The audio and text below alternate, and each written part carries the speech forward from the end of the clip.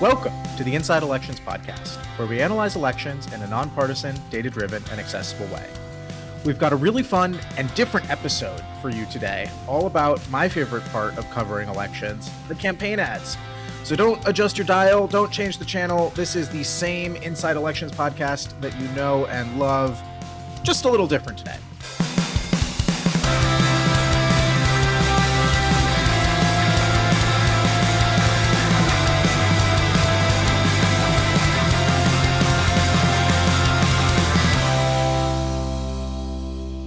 I'm Jacob Rubashkin, Deputy Editor of Inside Elections, the go-to place for nonpartisan political analysis for more than 40 years. As you may have noticed, my colleague Nathan Gonzalez is not on the show today. He is taking a well-deserved break with his family, spring vacation, and he has left me the keys to the kingdom. Now, we can't replace Nathan, but what we might be able to do is recreate him in the aggregate.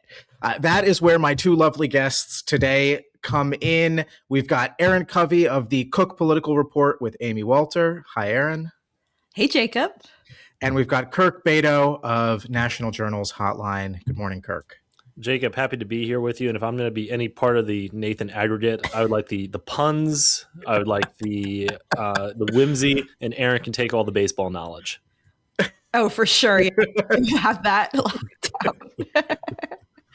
There you go. Well, I am very excited to have both of you on the show today. Thank you for agreeing to enter my crazy mind palace on this occasion. Both of you have been on the podcast enough that we already know what congressional district you were born in. We already know what congressional district you went to college in. All those things. But seeing as it is spring break, and that's why Nathan isn't with us, I would love to know if you had to pick one congressional district to go on spring vacation to, what would it be? Kirk, we'll start with you. I would probably have to say, I believe it's the 9th congressional district in Florida. That's Orlando, and that is Walt Disney World. Me and Lindsey Graham will be there hanging out at Fantasyland together. That's where I would want to be. Erin, what about you? That's a good question. I'm thinking all over the place. I'm going to say somewhere that I haven't been, and that's California's 19th district, Jimmy Panetta, the Nepo baby with the best congressional district, I think, in Congress, because he has San Jose, Santa Cruz, Monterey, basically all of that gorgeous central coast in California, setting of Big Little Lies. And I would love to spend spring vacation there. That's solid. Okay. And I would pick, I'm just making sure that I'm getting the right one here. I have always wanted to go to Glacier National Park, which I believe is in Montana's 1st congressional district, represented by Ryan Zinke. It's one of the national parks I've never gotten a chance to go to out west. I think now would be like a nice time before it gets too crowded in the summer, but it's not like freezing cold and glaciery in the winter.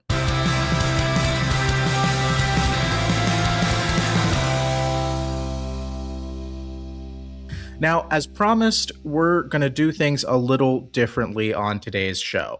I've brought Kirk and Erin here today to talk about something near and dear to my heart, which is the campaign TV ad. Now, these 15, 30, or even 60-second spots are the bedrock of federal elections. Even in the modern digital age, candidates and campaigns spend more money on broadcast TV ads than they do on any other aspect of campaigning combined, essentially. The numbers are still quite striking, so you know that these things are really important.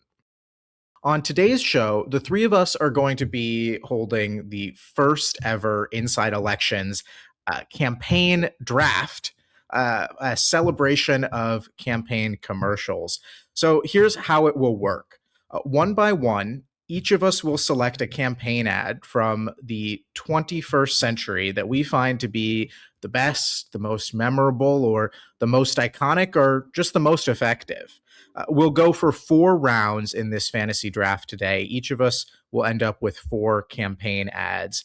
To qualify, the ad must have aired in an election after 2000 in a House, Senate, or gubernatorial race. We are limiting ourselves just to ads that have appeared on TV, so not on digital or YouTube platforms. Unfortunately, that does mean that some of the most iconic political launch videos of the last 2 decades aren't up for grabs. So apologies to Amy McGrath, MJ Hagar, even Ed Markey up in Massachusetts, who have had some striking videos that are 2, 3, 4 minutes long. Now, if we have time at the end of the show, we'll talk through what picks we didn't get to make, what else remains on our boards, and we'll recap each of our fantasy campaign ad teams. And listeners, feel free to tell us in the comments or our replies what we missed, what we got wrong. Just do it nicely. Now, I've asked our producer, Alan, to randomly determine the order in which we will draw these picks. So, Alan, take it away here. Who's picking first? All right, let's take it away and let's spin the wheel of destiny to see who's first. Oh, baby. And there is Kirk. All right, Kirk, you're picking 1. And who's picking 2? One more spinaroonie. Also, we are doing this snake style. Important. We're not doing a lottery draft? All right. That means Aaron's number 2 in every round. Great. Wow. So Jacob, you and I have the turn. This is great. Yeah. Okay. All right. So Kirk number 1, Aaron number 2, me number 3. Let's get into it. Let's go for it. Great. I'm so happy I have the number 1 pick. It's a lot of pressure right now, though. And I was thinking about if I would have gotten the number 1 pick, what one I would have wanted. When you guys are putting together your lists, did you have one that you thought would be the consensus number 1 pick from all 3 of us? I think so, yeah. I do too, though I went back and forth because, not to like totally steal your thunder on this, because I think I know what you're going to pick. Most of my picks are from, I got to a point where I was putting together my list and most of them were from losers. And I was like, this can't be right. And so I went back and I started to force myself to pick a bunch more races, ads from candidates who won. And that's the only reason why I think we might not all have the consensus number 1 pick, because I'm pretty sure you're going to pick a loser. But I am going to pick a loser. That's for sure. That's for sure. All right, take it away. Okay, with the number 1 overall pick in the inaugural Inside Elections campaign ad draft, I'm taking us back to 2010 to the Delaware Senate race. And I am taking Christy O'Donnell's infamous I Am Not a Witch ad. Alan, would you mind pulling that up for us? I'm not a witch. I'm nothing you've heard. I'm you. None of us are perfect, but none of us can be happy with what we see all around us. Politicians who think spending, trading favors, and backroom deals are the ways to stay in office. I'll go to Washington and do what you'd do. I'm Christine O'Donnell, and I approve this message. I'm you.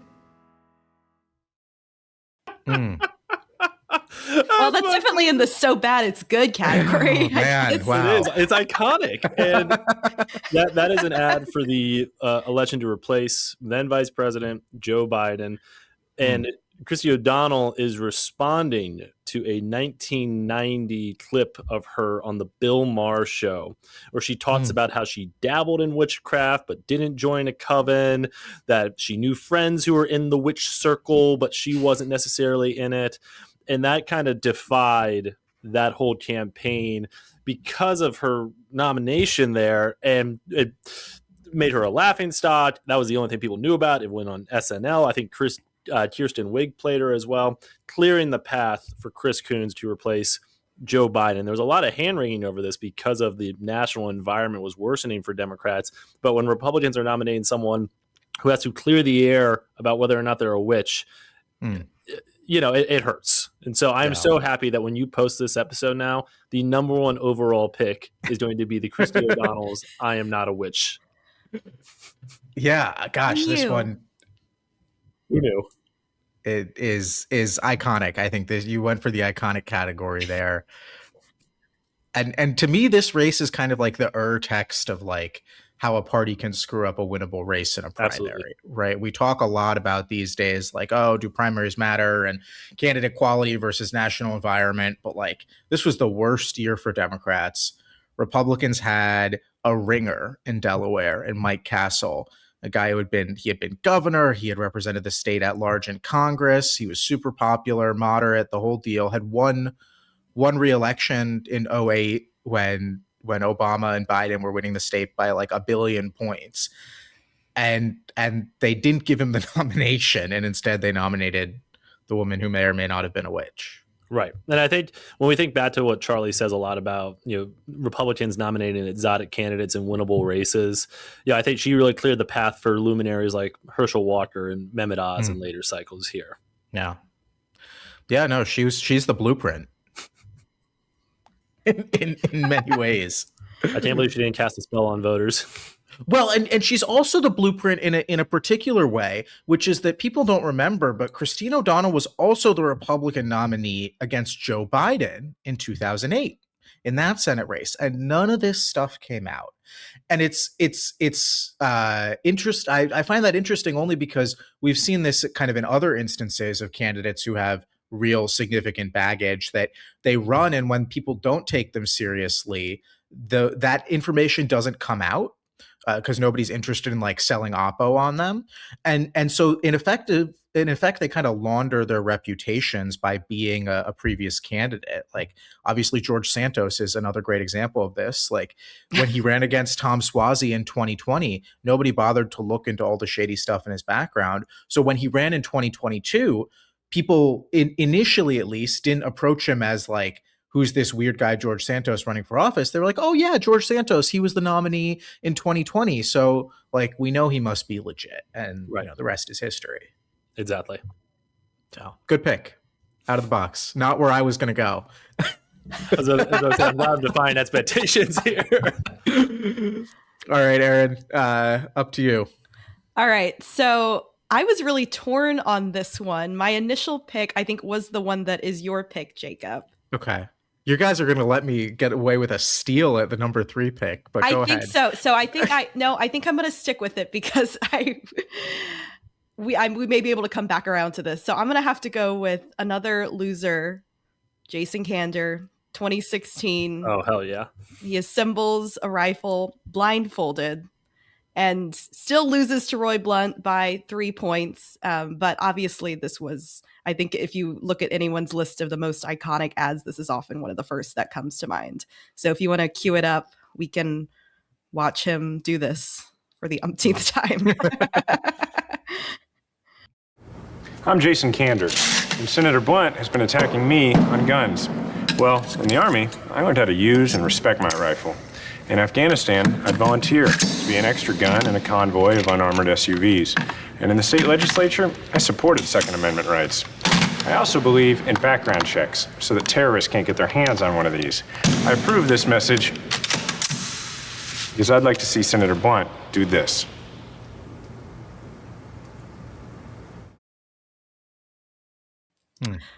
So I was reading. Cool ad.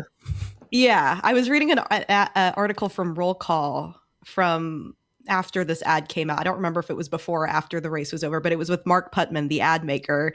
And he mentioned that like early on, apparently Kander had mentioned, I can assemble a rifle really quickly, but he didn't immediately think, oh, that would make a great ad. But then later he had the thought, wait, can you do it blindfolded?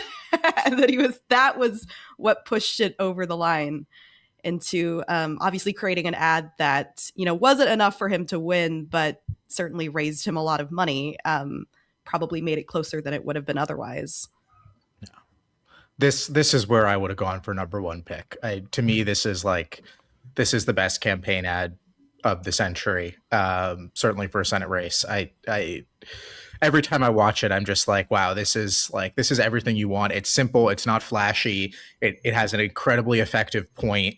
It's like kind of shady, but not like, it's not mean spirited at all, which I think was important because, Roy Blunt wasn't like this disliked guy that everyone like was, wanted to kick out of Congress.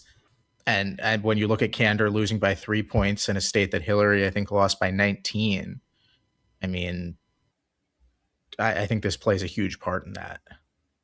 No, I think it's a great ad. If I wanted to be mean with the number one overall pick, I would have taken that one. I went with my heart instead of my head, though, because I know Erin has a soft spot for the Jason Kander ad. Yeah, and just right. kind of... Sure. You picked it!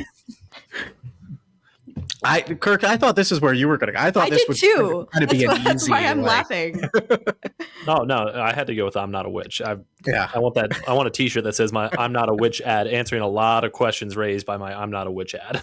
Yeah, no, Jason Kander, I mean, to me, kind of one of the great what if stories of Democratic politics of the last decade. But what an What's ad. he up to these days? Does anyone know? Didn't he start a PAC like every losing candidate does? So he started Let America Vote was him. Right. Was him and Abe Rakoff, and then they kind of merged into ECU and them combined. In Citizens United. Yeah. Thank you, Erin.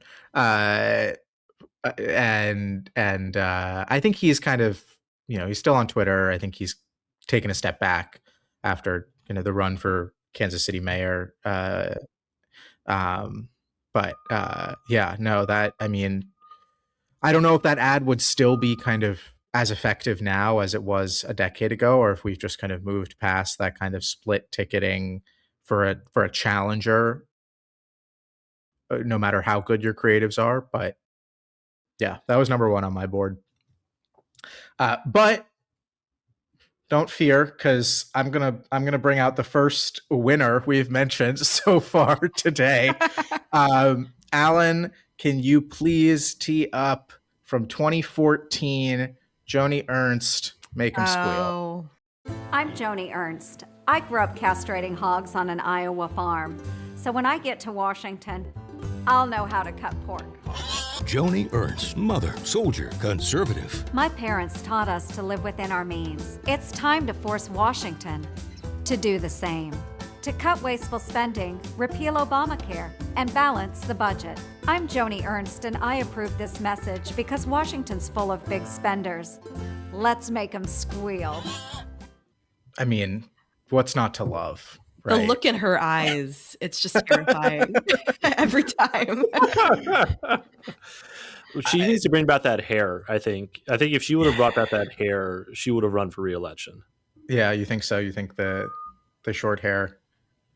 It was almost like more of your opinions about the John and Kate plus 8 haircut. John and Kate. So true.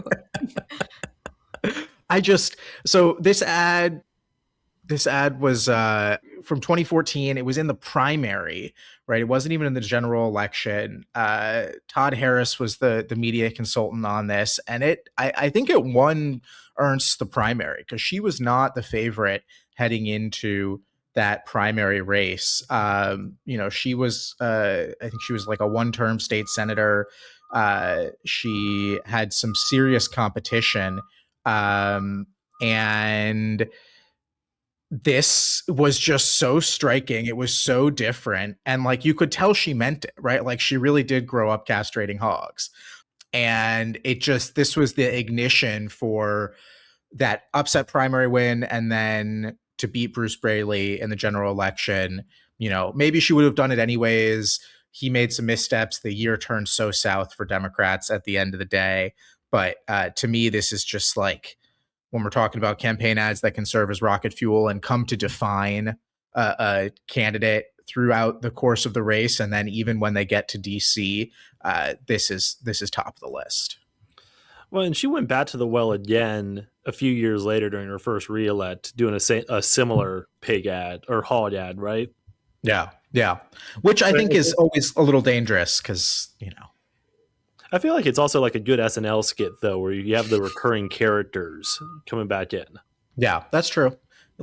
Keeps people, plugged into what you're talking about. Right. All right. So I'm picking again, right? You are. That is how the rules work. Okay. The rules of the game that you made. The rules of the game that I made. Yeah, it's crazy how that works. It's like, am I picking next? All right. I gotta figure out what I want to do here. Okay. Alan, we're speeding up to 2022. We're going to the Georgia Senate race. Can you please play Raphael Warnock, Vampires? I'm Raphael Warnock, and I approve this message. You ever watch a stupid movie late at night hoping it's going to get better, don't get better, but you keep watching it anyway? Okay, I've seen this video. The other night I was watching this movie. Called Fright Night, Freak Night, or some kind of night, but it was about vampires. I don't know if you know vampires are cool people. What the hell is he talking about? Is he serious? Is he for real? A werewolf can kill a vampire. Did you know that? I never knew that, so I didn't want to be a vampire anymore. I want to be a werewolf. Y'all serious about this, right? So I've been telling this little story about this bull out in the field with 6 cows, and 3 of them are pregnant. There's no substance. There's nothing. So you know you got something going on. It makes me want to laugh, and then it makes me think we're in trouble. Our good air decided to float over to China, bad air. So when China gets our good air, their bad air got to move. No one's watching this and being like, oh, man, that guy's got it together. It is embarrassing. Let's call it what it is. It is embarrassing. I thought you were going to go with an Alvin the Beagle ad about Raphael Warnock. But that one's great. I thought about going Alvin. Here's the thing, though. In some ways, I think that Warnock's 22 win is more impressive than his 20 win. And I know that might be a controversial take, but I think in 2020, Joe Biden won the state. The winds of change were blowing in Georgia. Trump was doing everything he possibly could to make life miserable for Georgia Republicans in that exact moment. Not to discount Warnock's win in that race. I think that was a huge deal. But 22, the only Democrat to win statewide. Brian Kemp is winning by 8 points at the top of the ticket. And I think that the challenge that Warnock's team faced was they had so many targets to go after Walker on. He had such baggage. How do you not over sensationalize what we knew about him and what Warnock did? And I think this was Adam Magnus was the media consultant here. They just let him use his own words, and they captured a few reactions. But that's where I'm going with my number 2 pick. Erin, can you power rank the Herschel Walker quotes from that? Is it the vampire one, the bull one, or the China and the bad air? 1, 2, or 3? Which one would you put at the top? I think it's the vampire one. That's like by far the weirdest one and the one that comes to mind immediately. Yeah. The vampire one is great. Yeah. Werewolves can kill vampires. All right, Erin, back to you. So this was the one that I briefly debated if I was going to bump this into my top spot, but then changed my mind, just decided to stick with Kander. We're going to go all the way back to 2010, the special election in West Virginia to fill the late Robert Byrd's seat. Yeah. There's this guy, Joe Manchin. And Alan, let's just cue up this ad. I'm not going to give any more preamble. I'm Joe Manchin. I approve this ad because I'll always defend West Virginia. As your senator, I'll protect our Second Amendment rights. That's why the NRA endorsed me. I'll take on Washington and this administration to get the federal government off of our backs and out of our pockets. I'll cut federal spending, and I'll repeal the bad parts of Obamacare. I sued EPA, and I'll take dead aim at the cap and trade bill because it's bad for West Virginia. Yeah, and you stole this one from me. This was literally like, I was so excited. It's in my top tier list. That hurt. This is a great ad. Well, I was looking back at the time. I was 12 when this election was happening, so I was obviously not covering it myself, but I went back and checked to see what our rating was. We had it at a toss-up at the Cook Political Report. He ended up winning by like 10 points, obviously in a cycle that was a tough year for Democrats. He was the governor. I think y'all had it rated tilt D, Jacob, if I remember correctly. But, I think this ad really sealed the deal that Manchin was not like other Democrats, which is obviously a mantle he was able to carry up until last cycle. Yeah. That's a good ad. In fact, he did a similar one with like the Obamacare repeal, didn't he? In what was it, 18? He was up. I think he did. But the cap and trade was the original one. Right. Yeah. This is an iconic ad, though. And kind of the blueprint for like red state Democrat ads. Often imitated, but never, I think, never replicated. This is a great pick, Erin. No, that was good. That was on my board as well. All right, Kirk, what do you got? Now that you got to move some stuff around. I know. I'm actually kind of nervous here. Okay. I have. Remember, you got two. I have two picks here.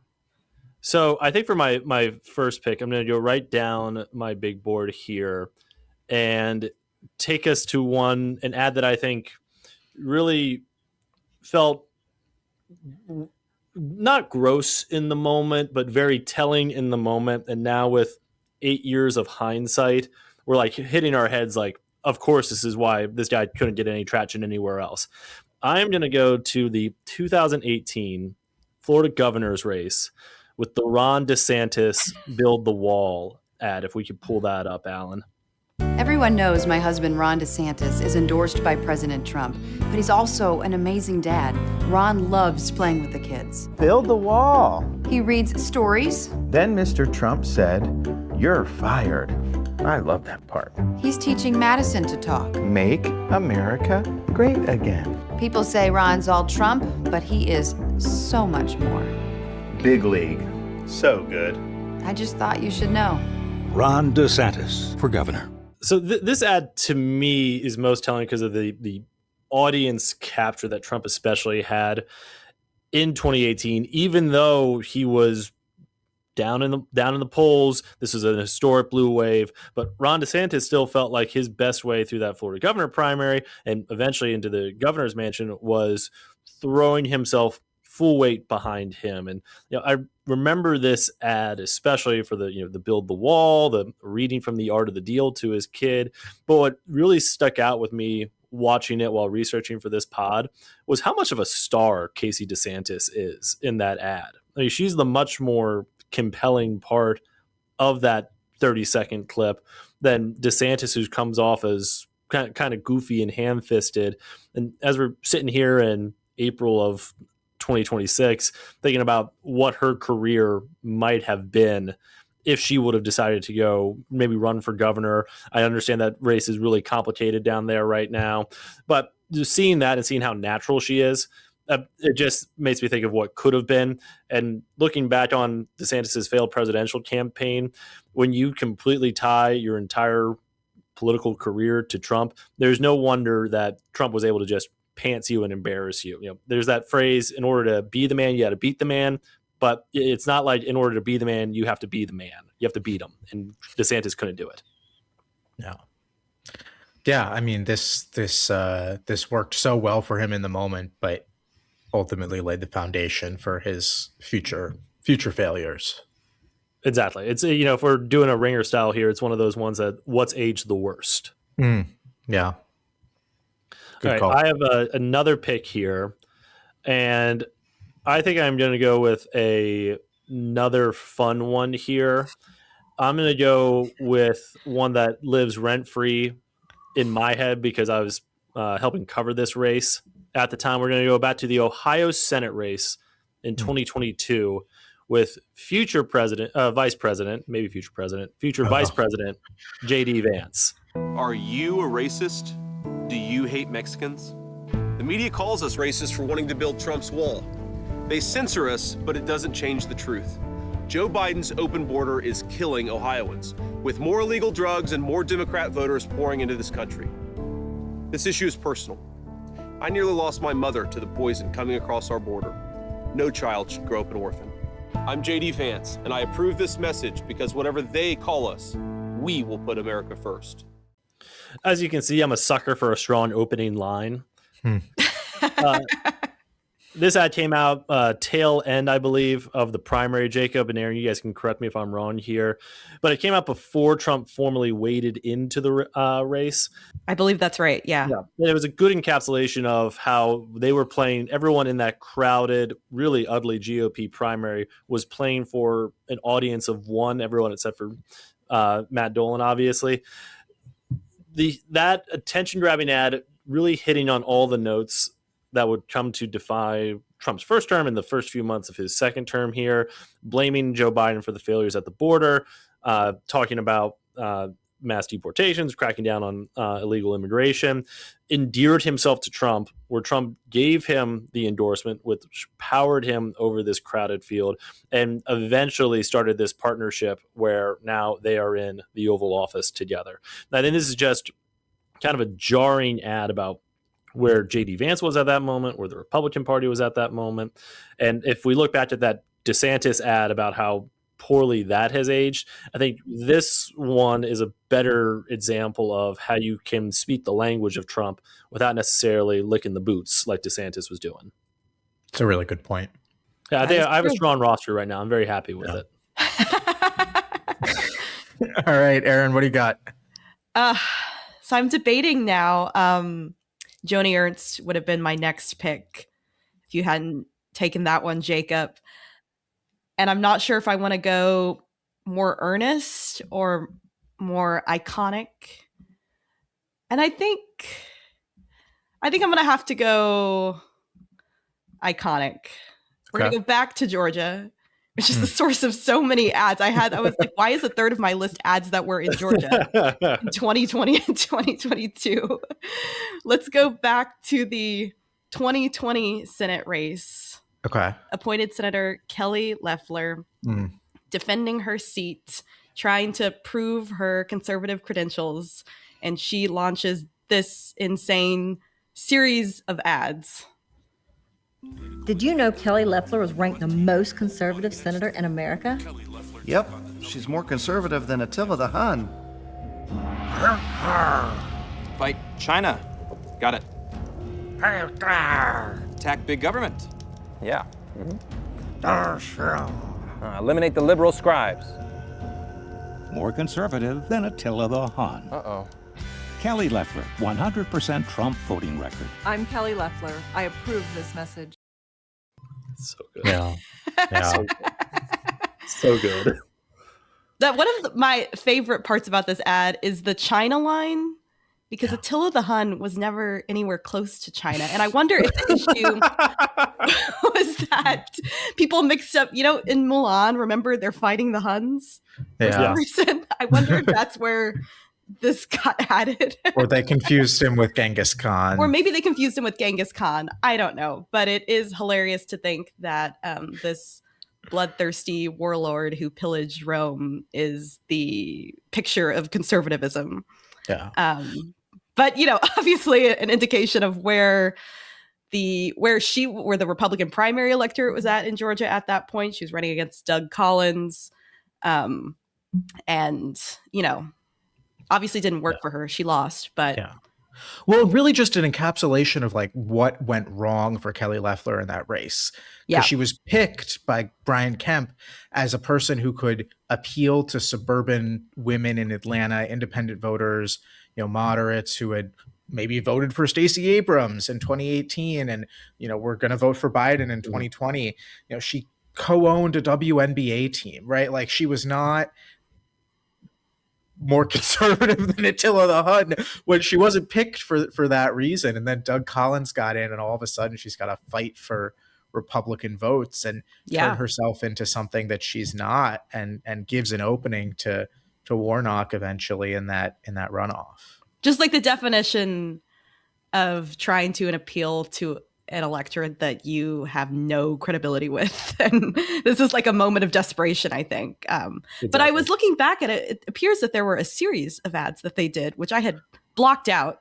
But apparently there were multiple Attila the Hun related ads that she put out. I don't know how many of them were on TV, but and I think they were spoofing Geico ads. There was like a Geico campaign. Yeah, that's right.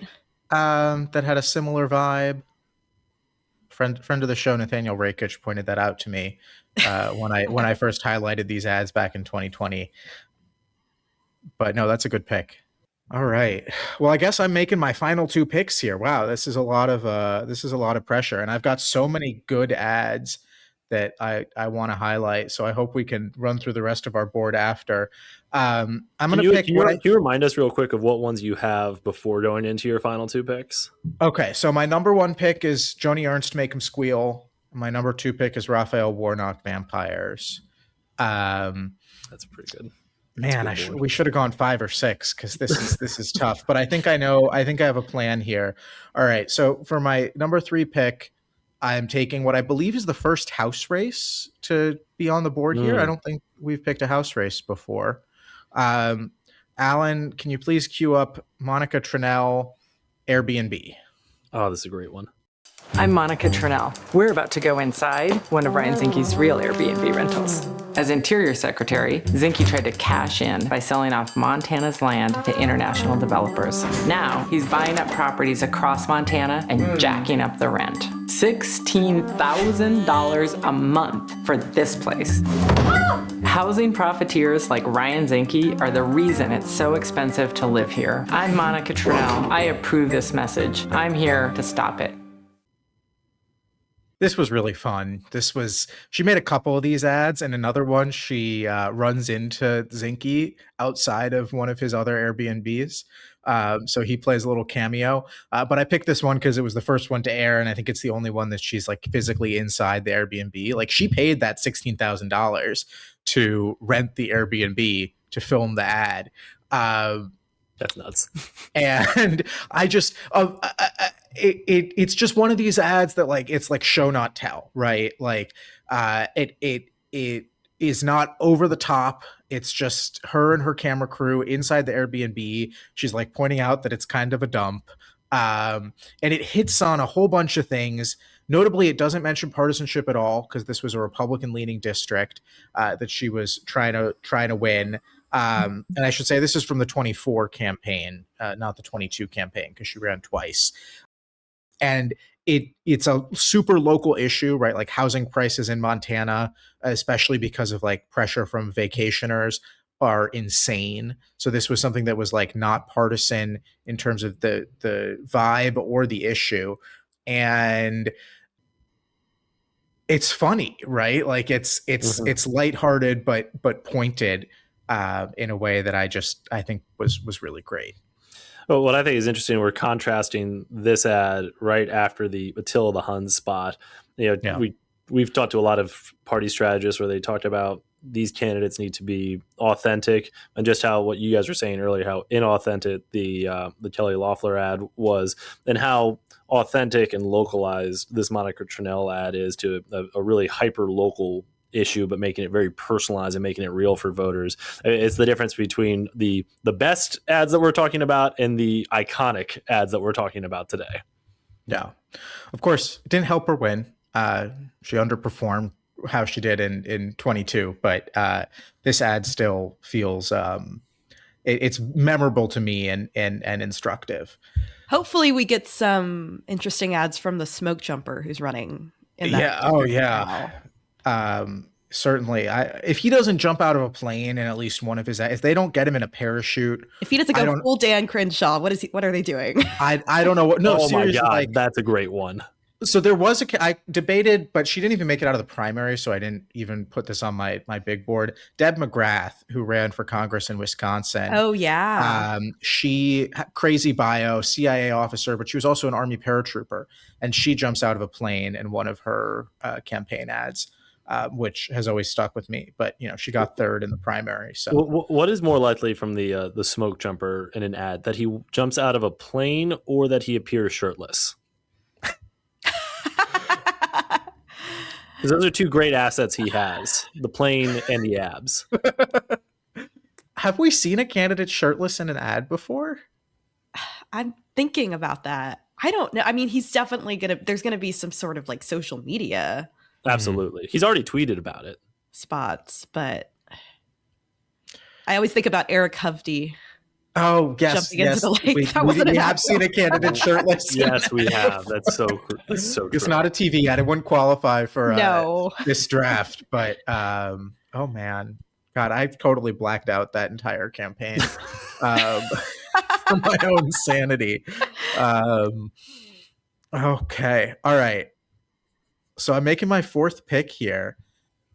I am going to pick a governor's race, which I think Kirk, you've picked a governor's race. Erin, have you picked a governor's race? No, but I have a potential one. You have a for my potential last one. spot. Okay. Well, I think, a lot of these ads are fun. A lot of these ads are memorable. This ad, to me, of all of the ones certainly on my list, I think is like the most devastating kill shot that you can draw a direct line from its airing to a victory. So, Alan, go ahead. Let's fire up John Bell Edwards, The Choice. The choice for governor couldn't be more clear. John Bell Edwards, who answered our country's call and served as a ranger in the 82nd Airborne Division. Or David Vitter, who answered a prostitute's call minutes after he skipped a vote honoring 28 soldiers who gave their lives in defense of our freedom. David Vitter chose prostitutes over patriots. Now, the choice is yours.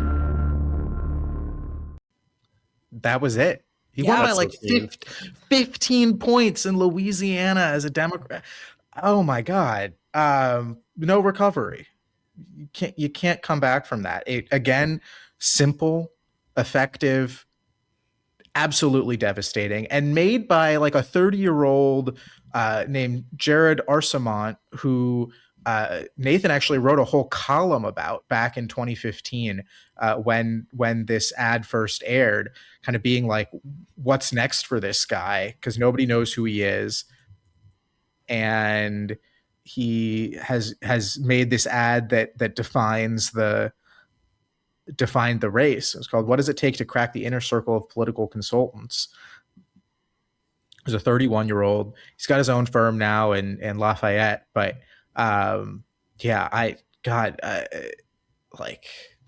what is there to say? Like, this ad won John Bell the race, and it ended David Vitter's political career.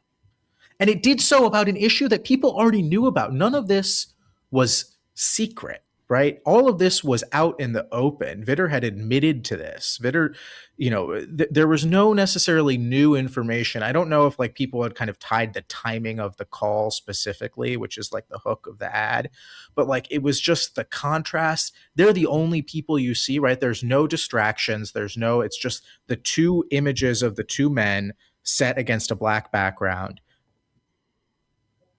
The choice is clear. The black background is really effective. I mean, this ad is just so stark. It makes you pause, and it demands your attention looking right at it. Yeah. All right. So that's my team. Erin, back to you. All right. I'm going to keep my team bipartisan and go with another Republican ad in a governor's race, 2021. This candidate was perhaps known for his clothing choices. Glenn Youngkin. Alan, if you want to cue up A New Day. Fashion icon. For too long, we've been told there's only one way to do things in Richmond. The same politicians taking us in the wrong direction. I'm Glenn Youngkin. I'm not a politician. I spent 30 years building business and getting big things done. I'm running for governor because together we can create great jobs, guarantee the best education in the safest communities, and unleash a rip-roaring economy. It's a new day here in Virginia, and the future belongs to us, not them. Yeah, when you talk about like candidates who look like the state, the red zip-up vest, I think really says it all here for Youngkin. And, I think it's a good like subtle dig at Terry McAuliffe without actually saying his name. He's obviously kind of the penultimate career politician. He obviously had some flubs on his own that were unforced errors, but I do think that Youngkin did a effective job of taking advantage of this moment in Virginia politics in a state that, we'll see if they elect Republicans statewide in the near future, I don't know. I think it is still trending towards Democrats probably. But yeah, I think this one stands out from recent years. That's a great pick, Erin. And he didn't have to say Terry McAuliffe's name, like you said. He's basically describing his career, but it also doesn't hurt that all those stiffs in suits kind of look like Terry McAuliffe. They all like, kind I of wouldn't be do, surprised if he was like a face model or something for some of those guys. I also love how much taller Glenn Youngkin is than all the little drones walking through. Yeah, it's another good example of show not tell. Exactly. To Jacob's he's got the point bright earlier. red. He's a head taller than everybody. He's leading the way. Yeah. No, and it fit exactly with his background, with his bio. I think that's a great ad. It's a really good ad. Wow. Can't believe I get to close out this draft. Yeah. Bring us home. Man, I had a lot of fun ones lined up here, but as I was thinking about through, did I want to end it with the Cocaine Mitch ad? Did I want to end with the "You've Got That Centrist Feeling" from Dan Helmer? I did some further research on it. It was just a web ad. It was not a TV ad, so that would not qualify here. It was too long. I also debated including that one. Yeah, I did love just listening to that one. I also debated doing the Senator John Kennedy, "Next time you're in danger, call a crackhead" ad. Call a crackhead, yeah. Call a crackhead. Instead, I wanted to go one with that was a little bit more earnest. So we're going to go back to the 2023 Kentucky governor's race here. If you could pull that up, Alan. I was raped by my stepfather after years of sexual abuse. I was 12. Anyone who believes there should be no exceptions for rape and incest could never understand what it's like to stand in my shoes. This is to you, Daniel Cameron. To tell a 12-year-old girl she must have the baby of her stepfather who raped her is unthinkable. I'm speaking out because women and girls need to have options. Daniel Cameron would give us none. So this is a little bit heavier than my other ads that I've picked, but I wanted to pick it because I think it's one of the most effective Democratic ads I've seen. One that met the moment, that didn't even mention Andy Beshear, the Democratic governor at the time, but this direct testimonial from this victim right at Daniel Cameron, calling him out, staring directly into the camera, about a year or so removed from the Dobbs decision, when all these reproductive health issues were still very much up in the air, still very much top of mind to voters, to take actual case law that Daniel Cameron had defended, to take legal precedent and then put it into the real world. An incredibly effective ad. And I think one of the ways that demonstrates that Andy Beshear and the team behind him are great at seizing on these political opportunities here to really show where the rubber meets the road on some of these policy decisions from Republicans. And of course, Andy Beshear won re-election, and defeating Daniel Cameron, and Daniel Cameron losing might have ended his political career. We'll see how this Senate campaign plays out in Kentucky now. But I think a big part of this is this ad, and how it was stuff like this and similar themes and similar presentations was then copy and pasted on a lot of other Democratic campaigns as well. Yeah. Just simple, effective, right to the point. Yep. We're pushing time here, but I want to know, we don't have to watch them. Are there any, do either of you have any that are left on the board that you wish you could have gotten in, that you just want to name check real quick? Erin. Oh, the Beagle ad from Warnock was on my Alvin the Beagle on my list. Though the vampire, I'd completely forgotten about the vampire ad. I was also, this is not a TV ad, but I was thinking back to the Dan Crenshaw 2020 Texas Reloaded spot that he did with a bunch of Texas Republicans running for Congress. And it is wild. Most of that video is no longer in Congress. No, that's the one where they were jumping out of a plane doing like Call of Duty stuff, right? Yes, it was like kind of a spoof of like Top Gun, kind of Avengers vibes. It ends with them all walking out together. But yeah, it was the list of candidates on that was Crenshaw, Tony Gonzalez, Wesley Hunt. They all just the primaries. And then Genevieve Collins, who lost to Colin Allred that cycle. Yeah. Beth Van Dyne, who is still around. And then August Pfluger, who is also still around. And saw an article that he may have leadership ambitions, apparently. This is so maybe he'll be the most successful of that. Erin, I don't mean to interrupt you, but the Texas Reloaded has its own IMDb page. I'm looking at it right now.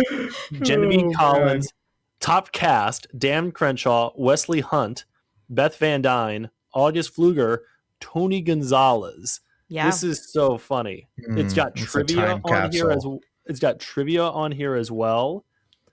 This is so good. It's such a time capsule of like a specific. It wasn't that long ago. This was 2020. Yeah. And wow. Yeah, look how the tides have turned. So that would not have been an actual pick, but that one was on that list. I also had the John Tester buzz cut ad from 2006. Yeah, that's a good one. That was another kind of iconic one. And then I had another like so bad it's good category that included a lot of your picks, Kirk, as well. Christine O'Donnell, Dan Helmer, Ron DeSantis, Blankenship, Cocaine Mitch. And then also I was thinking back to also in Georgia in 2020, the David Perdue totally exonerated ad. That one also lives rent-free in my brain. That was on my long list. I'm glad my actual picks were on your cutting room floor too. It really speaks to our different priorities. We interpreted best ads in different ways. Kirk, what did you not get to? What was left? I kind of ran through mine. The Cocaine Mitch one, the Dan Helmer one. I am surprised that none of us had any Top Gun parodies on here. DeSantis had the Top Gov one, I believe. Mike Garcia in California also had a Top Gun related one. Top Gun really had a chokehold after Maverick came out. It really had a chokehold over a specific segment of Republican candidates for about 2 cycles there. I'm surprised none of them got caught in our dragnet of looking through the ads. Yeah, those are all good. I had Ron Johnson whiteboard from 2010, 57 lawyers in the United States Senate. It's pretty good if you need to file a lawsuit, but not if you want to create some jobs. No manufacturers. That one was good. I had Lisa Murkowski had some great ads from the write-in campaign in 2010 that I thought about doing. With the spelling? With the spelling. She had one of the spelling bee, a scientist talking about how he was running an experiment to see whether Alaskans could spell Murkowski. And then there's one from, this was probably, I did have one, I had one Fred Davis pick because I got to have Fred Davis on here, which was a Kennedy ad that plays entirely straight up from 2016. He's talking about how corrupt DC is, and it's all bunch of swamp creatures. And at the very end, he says, like, I'm not going to DC to make friends with any of those swamp creatures. I'd rather drink Weed Killer. And that's how that ad ends. And it's just like the classic Kennedy deadpan, which now we're all so familiar with, but we didn't know back then. And then there was an ad from Natalie Tennant in the 2014 West Virginia Senate race, which she obviously did not win, that I thought was like similarly very effective, called The Message, about protecting the coal industry. So those were what was on my board left No over. Demon Sheep on anyone's board? Demon Sheep were not on my board, actually. I had a few AOC ones, but they were mostly the online stuff that she went super viral with. Yeah. All right, Kirk, read out your list for us. Oh shoot. Okay. My last pick was the Andy Bashir, Daniel Cameron attack ad about the rape victim. Then I had Ron DeSantis reading to his kids. I had my number one overall pick, of course, was Christy O'Donnell's from 2010 Delaware Senate race, I Am Not a Witch. And rounding it off was the 2022 Ohio Senate J.D. Vance ad, Are You a Racist? Okay, good slate. Erin? All right, my list was Jason Kander assembling a rifle blindfolded, Joe Manchin taking dead aim at the cap and trade bill, Kelly Loeffler saying that she's more conservative than Attila the Hun, and Glenn Youngkin in the red vest. He's not like other politicians. All right, and I had number 1, Joni Ernst, Make 'Em Squeal. Number 2, Raphael Warnock, Vampires. Number 3, Monica Tranell, Ryan Zinke's Airbnb. And number 4, John Bell Edwards, The Choice. It's a good slate. Thank you both. This was a ton of fun. I know we're getting there, but want to stick around for Look What I Found? Sure. Old time's sake? Sure, why not? All right, let's do I'm it. in for a penny, in for a pound here. Look, it takes a lot to replace Nathan. I get it. We're here. Yeah, no, it's a group effort. It takes a village.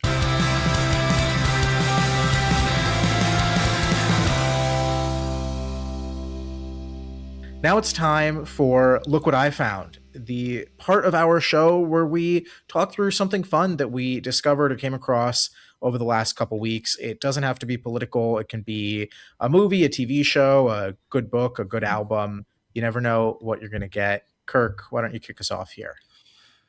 Jacob, as you know, I'm a big fan of print media, big fan of the history of print media. I'm reading a book right now about the history of the New Yorker. That's how much in it I am.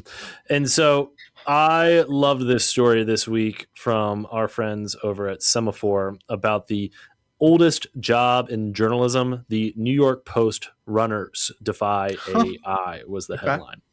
And it was all about how Brendan Rubery, who's the author of the piece, did a ride-along with the runners of the New York Post. Basically, the editor, these are people who are on call. Editors will say, hey, there's a fire over in Bushwick. Hey, there's a weird hot dog vendor at the corner over at Times Square. Or in the instance of this article, hey, I need you to go find pictures and testimonials of the oldest potholes in New York City and give interviews with people complaining about them. It was a great, real boots on the ground, shoe leather reporting story with a lot of colorful characters in it. And it did me well. You know, I got my start in local newspapers where I was on the night cops beat. So my job was to just sit by the police scanner and then go whenever there were certain codes.